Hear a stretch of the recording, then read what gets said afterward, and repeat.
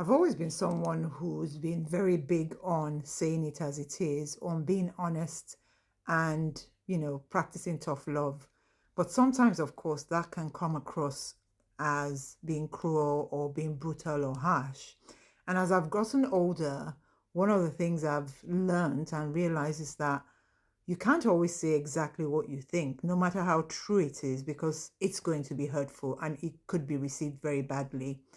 But the other thing is that your words hurt people. And even if your intention is good, you might end up really, really hurting someone and they will not be able to get over something you said.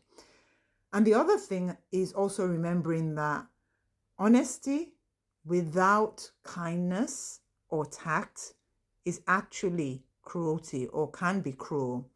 So, one of the things that I wrestle with is how do we deliver honesty without compromising the truth? If you really want to be honest with someone, and there are a couple of things that you can start to use as a framework when you feel the need to be direct and honest, but you don't necessarily unnecessarily want to hurt someone. Number one is always checking your intention. What is my intention here? Am I trying to help someone or am I trying to prove that I'm right? Am I trying to genuinely guide someone or am I just frustrated and taking it out on the person? The second thing that I think is really useful is telling people to choose before you give them, the feedback. If someone says to you, "What do you think of this dress I'm wearing?" You can ask them, "Do you want me to give you a soft, soft opinion, or do you want me to be brutal?" So they can then choose what they want to hear. And the truth is, most people, when you give them that option, will always choose brutal. And the third part of this framework is to focus on behavior.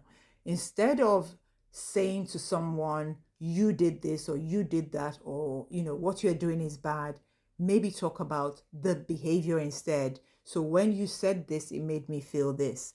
Because a lot of the time when we give feedback, especially if it's something that's going to be a bit hurtful, people can feel like they're being attacked. So if you can reframe that in a way that makes it about the behavior, not about them, then it's easier to absorb.